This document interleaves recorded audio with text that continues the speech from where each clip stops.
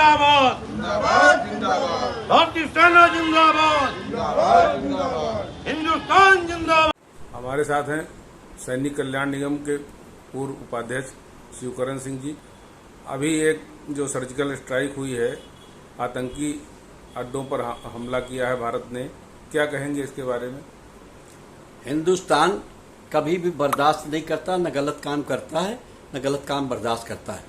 पाकिस्तान ने जो गलत काम किया है इसका जवाब दिया गया है, और अभी तो एक बानगी है, अभी तो ऐसा जवाब पाकिस्तान को मिलेगा कि उसके चिथड़े उड़ जाएंगे। आने वाले समय में पाकिस्तान को साथ देने वाले जो लोग हैं वो भी याद रखेंगे, क्योंकि जो लोग पाकिस्तान का साथ दे रहे हैं उनका भी इतिहास गंदा है। उन्होंने भी गलवान में हमारे साथ गद्दारी की है, और इसी तरीके से उन्होंने तमाम वायरस छोड़ करके दुनिया में बीमारी फैलाई है, जिसको भुगता हिंदुस्तान ने भी है। इसलिए आने वाला समय जो है ये पाकिस्तान का समापन का है, और किसी जात या धर्म की बात नहीं है, बात आतंकवाद की है। आतंकवाद को हिंदुस्तान ने बर्दाश्त नहीं किया है और जड़ से मिटा के रहेगा हिंदुस्तान। और पाकिस्तानियों को भी चाहिए कि अगर उनके विचार अच्छे हैं, सुधार अच्छे हैं, तो आतंकवादियों को निकालें बाहर और हमारे हवाले कर दें, जिससे उनकी बर्बादी बच जाए। हम आज आपसे इसलिए बात कर रहे हैं ज़रा कि अभी पाकिस्तान के कुछ आतंकियों ने, पाकिस्तान समर्थित आतंकियों ने यहाँ हमला किया पहलगाम में, और नव दंपत्ति में युवक को मार दिया और उसकी पत्नी से कहा कि मोदी को बता देना जाके। तो इस हमले के जवाब में आज हिंदुस्तान की गवर्नमेंट ने 9 आतंकी अड्डों पर हमला किया है। तो क्या समझते हैं, चूँकि आपने पाकिस्तान 65 की और 71 की लड़ाई भी देखी है, क्या कहेंगे इस बारे में? हम ये कहेंगे ये इस वक्त जो एक्शन लिया गया है आर्मी के जरिए और प्रधानमंत्री के जरिए, ऐसा ही एक एक्शन 71 में लिया गया था जी। और हम लोग 1 महीना पहले तहमत पहन करके बांग्लादेश में घुस चुके थे जी। और वहाँ पर चारों तरफ से जब हमारी आर्मी ने घेर लिया, तो in the midnight 10:30 Indira Gandhi was prime minister at that time. उन्होंने ये कहा कि now I am giving the full power to my 3 chiefs. Same Modi has done this time. Modi ने इस वक्त वही किया है और वैसे ही किया है। उस टाइम पर 93,000 सैनिक, इनके जनरल थे जमाने में नियाजी, वो उन्होंने हमारे लेफ्टिनेंट जनरल अरोड़ा के सामने सरेंडर किया, और उस वक्त उनकी शक्ल देखने वाली थी।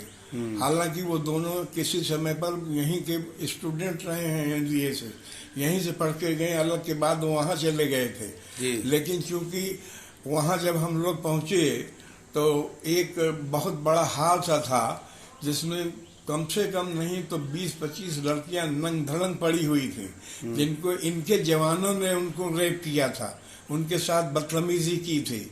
हम लोग जब वहां पहुंचे तो लोगों ने हम लोगों को देखा तो रोने लगी, तो भी हम लोगों ने अपनी वर्दियां उतारी उनको भी पहनने के लिए कि आप शरीर ढंग लीजिए।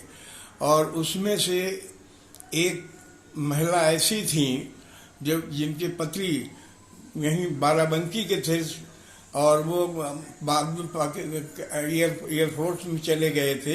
रिटायर होने के बाद वो पाकिस्तान चले गए थे। यहाँ तक कि उनके बच्चों से भी इन लोगों ने बदतमीजी की।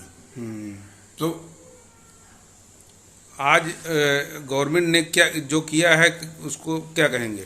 उसका आज मुझे वो याद आ गया, वो दिन पुराना जब इंदिरा जी ने अनाउंस किया था, उसी तरह से बिल्कुल मोदी जी ने अनाउंस किया है कि हम यहाँ भी पूरी तरह से तैयार किए हैं, और जो इन्होंने किया है, जो हमारी यहाँ की औरतों को और बच्चों को मारा है, जो उनका सिंदूर मिटाया है, उनका सिंदूर में छीन के रहूंगा, मिटा के रहूंगा।